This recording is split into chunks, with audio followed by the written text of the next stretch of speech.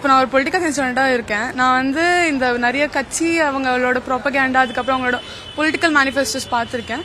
உண்மையாக சொல்ல போனோம்னா எதுவுமே சாட்டிஸ்ஃபேக்டரியாக இல்லை. பிகாஸ் மக்களுக்கு எது தேவைப்படுதோ அது மட்டும் இல்லாமல் எப்படி அவங்களுக்கு வந்து ஃபேவர் பண்ணி அவங்களோட ஓட் வாங்கணும்னு தான் மெயினாக இருக்குது.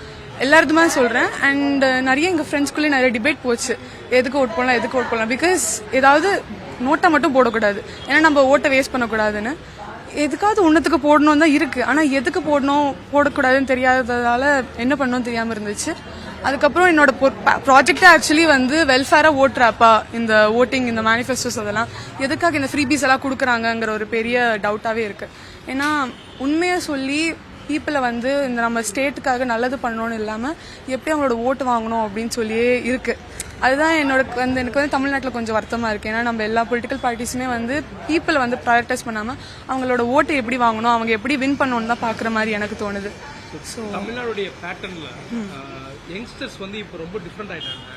அவங்களுக்கு யாரை சப்போர்ட் பண்ணணும் யாரை அப்போஸ் பண்ணணும் டிஃபரன்ஸ் தெரியாமல் போயிடுச்சு அப்படிங்கிற ஒரு குற்றச்சாட்டு இந்த எலெக்ஷன் வைக்கிறாங்க. பட் நீங்கள் ஒரு யங்ஸ்டர், நீங்கள் ஒரு ஆல்மோஸ்ட் ஜென்சின்னு நினைக்கிறேன். அந்த மாதிரி கிட்ட இருக்கும்போது நீங்கள் எப்படி இவ்வளோ தெளிவாக அதை யோசிக்கிற அளவுக்கு உங்களுக்கு எதுலேருந்து அந்த ஸ்பார்க் கிடைக்குது?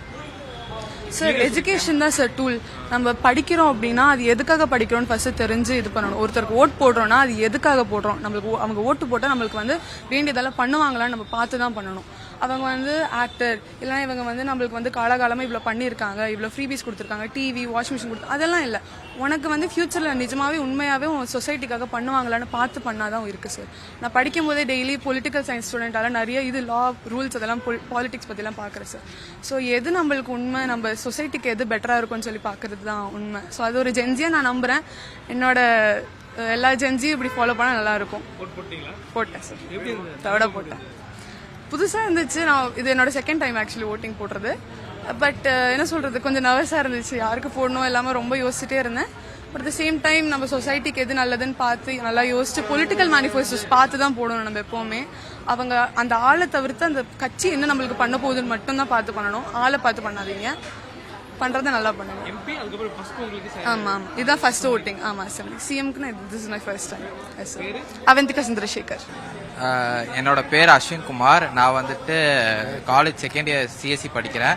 வேளச்சேரி தொகுதியில் இதுதான் எனக்கு ஃபர்ஸ்ட் ஓட்டு. எனக்கு கொஞ்சம் பயமாக இருந்தது போய் போடும்போது ஃபர்ஸ்ட் ஓட்டு. ஆனால் உள்ள நல்லா ஃப்ரீயாக கைட் பண்ணாங்க. யார் வின் பண்ணாலும் சரி, இங்கே இருக்க நிறைய டெவலப் பண்ணுங்க வேளச்சேரியில். உங்களுக்கு ஓட்டு போடுறது உள்ள போனீங்களா, அந்த ப்ராசஸ்லாம் தெரிஞ்சதா? ஈஸியா புரியுற மாதிரி வச்சிருக்காங்க? ஈஸியா புரியுற மாதிரி தான் வச்சிருக்காங்க. என்னென்ன சொன்னாங்க, எப்படி உங்களுக்கு கைட் பண்ணாங்க? எனக்கு தெரியும், ஃபர்ஸ்ட் அப்பா சொல்லி கொடுத்துருக்காரு எப்படி ஓட்டு போடணும்னு. அதனால எனக்கு அவ்வளோ டஃபா இல்லை உள்ள போய் ஓட்டு போறதுக்கு. எனக்கு ஈஸியா புரிஞ்சது உள்ள போய் போடுறதுக்கு. ப்ராசஸ்லாம் ஓகே. அங்க போய் அந்த மிஷன் பார்க்கும்போது நிறைய சிம்பிள்ஸ் இருந்தது. ஆமா. அப்போ உங்க மைண்ட்ல என்னலாம் இருந்தது? எனக்கு இப்போ எங்க ஏரியாவில் வந்துட்டு ஒரு 5 இதுதான் பிரச்சனை பண்ணாங்க.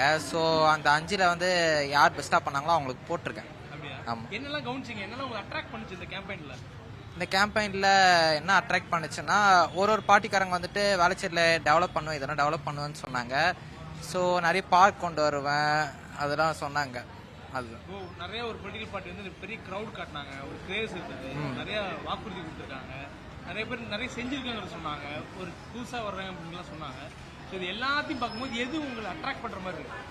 என்னை எது அட்ராக்ட் பண்ணுற மாதிரி இருக்குன்னா, இப்போ வேளச்சேரியில் வந்துட்டு கார்பேஜெல்லாம் வந்துட்டு நிறைய க்ளீனே பண்ண மாட்டுறாங்க.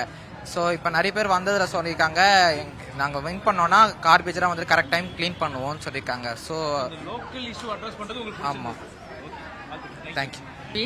வேளச்சேரி தொகுதியிலேருந்து வரேன்.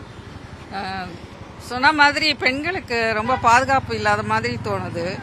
சின்ன குழந்தையிலேருந்து ரொம்ப வயசானவங்க வரைக்கும் வெளியில் போகிறதுக்கே கொஞ்சம் பயந்துக்கிட்டு தான் போக வேண்டியிருக்கு. அதெல்லாம் மாறணும். பழையபடி பெண்களுக்கு 33% இடஒதுக்கீடு வரணும். இதெல்லாம் நிறைய மாற வேண்டியிருக்கு. அதெல்லாம் கன்சர்ன் தான் உங்களுக்கு ஓட்டு போடும்போது இருந்ததா? வேற என்னெல்லாம் இருந்தது? நீங்கள் எப்படி சூஸ் பண்ணுறீங்க கேண்டிடேட்? நல்லது, மக்களுக்கு யார் நல்லது நிறைய செய்வாங்கன்னு பார்த்து அந்த மாதிரி மக்களுக்கு வேண்டிய நன்மைகள், அந்த மாதிரி பெண்கள் குழந்தைகள் அது மாதிரிலாம் எல்லாருக்குமே பொதுவாக நல்லது செய்யறது யாருன்னு பார்த்து அவங்களுக்கு தான் ஓட்டு போடுறோம். நிறைய யங்ஸ்டர் சொல்லும் போது நாங்கள் அவங்களோட கேம்பெயினில் அவங்க கொடுக்குற வாக்குறுதியில் பார்த்தோம், அதை நம்பி நாங்கள் வாக்களித்து செலுத்துறோம்னு சொல்கிறாங்க. நீங்கள் நிறைய தேர்தல் பார்த்துருக்கீங்க, கொடுத்த வாக்குறுதியெல்லாம் நிறைவேற்றப்பட்டிருக்கா? கொடுக்கக்கூடிய வாக்குறுதிகள் மேல உங்களுக்கு நம்பிக்கை இருக்கா? இல்ல அவங்க வாக்குறுதி கொடுக்கும்போதே எது நடத்த முடியும் நடத்த முடியாதுன்னு நம்மளுக்கு ஓரளவு தெரியும். அதெல்லாம் கணக்கு பண்ணி தான் நம்ம செய்யணும். இப்ப எல்லாரும் அவங்க எல்லாரும் வாக்குறுதி கொடுத்துட்டாங்கன்னு அப்படியே போட முடியாது. இப்ப எல்லாருமே பெண்களுடைய முன்னேற்றம், பெண்களை மையப்படுத்தியே வாக்கு சேகரிக்கிறாங்க. இதை ஒரு பெண்ணா பார்க்கும்போது உங்களுக்கு எப்படி இருக்குமா? அது அப்பப்போ என்ன சூழ்நிலையோ அதை சொல்லி தான் அரசியல்வாதிகள்லாம் வாக்கு சேகரிப்பாங்க. நம்ம தான் நம்மளுக்கு என்ன தேவையோ உலக வழக்கம் எப்படி நாட்டில் எப்படி என்னென்ன நடக்குது அதெல்லாம் பார்த்துக்கிட்டு இருக்கோம். அதுக்கேற்ற மாதிரி நம்ம தான் முடிவு பண்ணி போடணும்.